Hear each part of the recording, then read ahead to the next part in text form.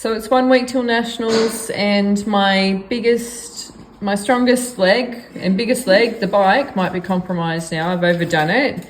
And what it means today is that the power is either going to be there or it's not for the race.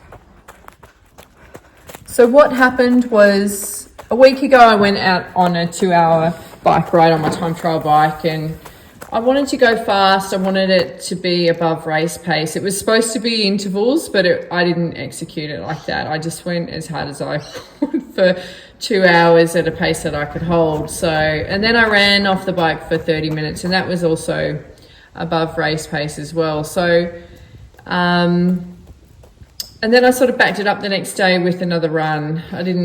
Which was also another fast run. So too much fast work.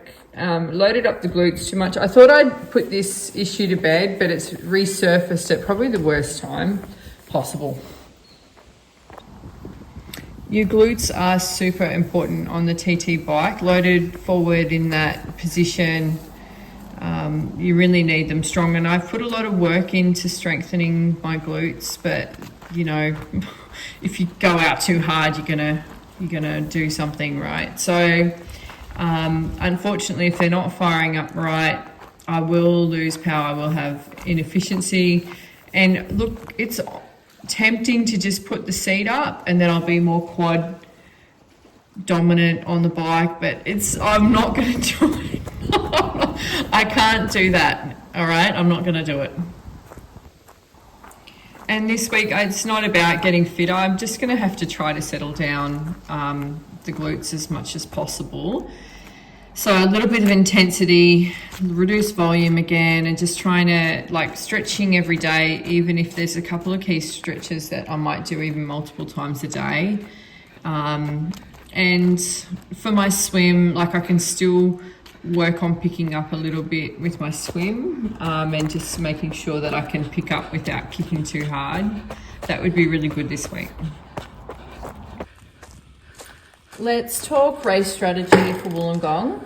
So with the swim, I've had some good swims this last week, but I have found that my heart rate's been a little bit too low and I could go faster. So I'm gonna start the race with a sprint, 200 meter sprint, just to get my body, the blood flowing and get the stroke rate up, and then just try to hold a faster pace throughout the rest of the swim.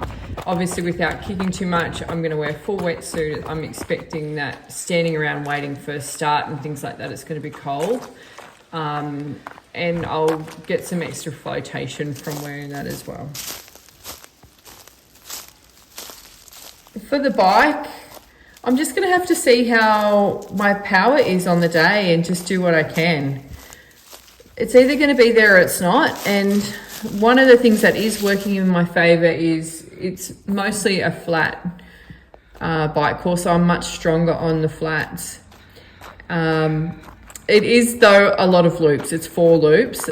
So I'm going to have to engage in a counting technique suggested by a friend, to use rubber bands on the handlebar and flick them down, because it's 4 laps and I don't want to lose track of where I'm at. So I'll do that. And then for the run, you know, this is the last race that I've got for the season. I'm just going to give it what is left with, you know, being sensible pacing. So same thing, trying to, as I did at Husky, trying to get negative splits. Starting conservative straight off and just get faster and faster, empty the tank with, you know, when there's 2K left in the race. Unfortunately, the glutes do affect running as well. So who knows how it's going to go. It's a gamble. Let's throw the dice and see how Claire goes.